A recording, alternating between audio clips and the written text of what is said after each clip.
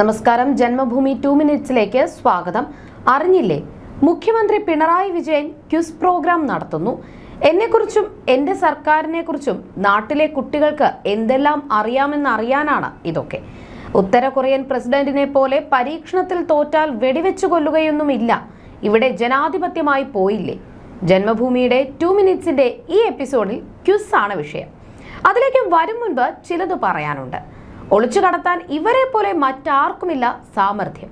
ഒളിപ്പോരാണ് ശീലം. അതേസമയം പെരുങ്കള്ളന്മാരുടെ അതിസാമർഥ്യവുമുണ്ട്.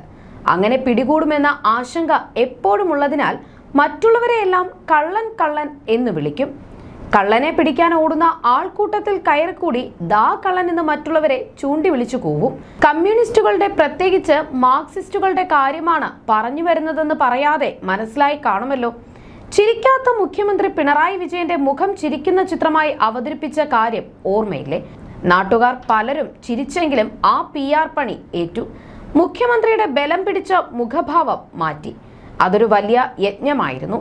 മുഖ്യമന്ത്രിയുടെ പ്രതിച്ഛായ മെച്ചപ്പെടുത്താനും കൂട്ടാനും നടത്തുന്ന പരിശ്രമങ്ങൾ ഏറെയാണ്. പൊതുഖജനാവിൽ നിന്ന് പണം ദുർവിനിയോഗിച്ച് ആഡംബര കാർ വാങ്ങുന്നതേ വാർത്തയാകുന്നുള്ളൂ എന്ന് മാത്രം. മറ്റു പല വഴികളിലും ഖജനാവിന്റെ ദൂർത്തുണ്ട്. അതിപ്പോൾ കാരണഭൂതനാക്കാൻ തിരുവാതിര അവതരിപ്പിക്കുന്നതിലും ഖജനാവ് കാലിയാക്കാനുള്ള വഴികളുണ്ടല്ലോ. ഒളിച്ചുകടത്തലാണ് അങ്ങനെ ഓരോന്നും. ഏറ്റവും ഒടുവിൽ എന്ന് പറഞ്ഞുകൂടാ, ഇനിയും എത്രയെത്ര വരാൻ കിടക്കുന്നു.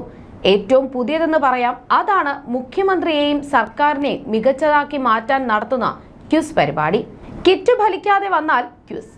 നിയമസഭാ തെരഞ്ഞെടുപ്പിൽ പ്രചാരണ പരിപാടികൾക്ക് നേരിട്ട് വീടുകളിൽ ചെല്ലാൻ CPM-ന് ഉൾഭയമുണ്ടാവും.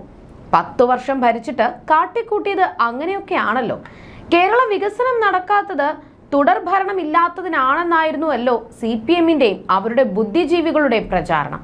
പക്ഷെ അതൊക്കെ കിട്ടിയിട്ട് എന്ത് ചെയ്തുവെന്ന് വീടുകളിൽ ചെല്ലുമ്പോൾ ചോദിച്ചാൽ അബദ്ധത്തിലായി പോകുമല്ലോ. അതിനാൽ ഒളിച്ചു കടത്താനുള്ള അവസരവും അടവുമാണ് ക്വിസ് പരിപാടി. വിദ്യാർത്ഥികൾക്കായി ക്വിസ് പ്രോഗ്രാം നടത്തുന്നു. നിങ്ങൾ പേടിക്കേണ്ട.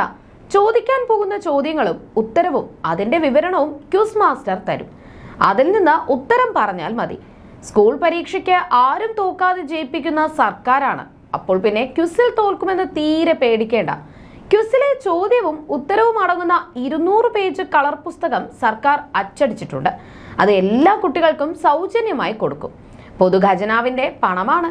കാട്ടിലെ തടി തേവരുടെ ആന. ആനയുടമ അസോസിയേഷൻ തലവൻ മന്ത്രി KB ഗണേഷ് കുമാറിന്റെ ഉൾപ്പെടെ സർക്കാർ വാഴ്ത്തു നടത്തുന്ന ലേഖനങ്ങളാണ് പുസ്തകത്തിൽ. വെള്ളാനകളുടെ നാടെന്ന് പറയുന്നത് പോലെ വെള്ളപൂശൽ പുസ്തകം.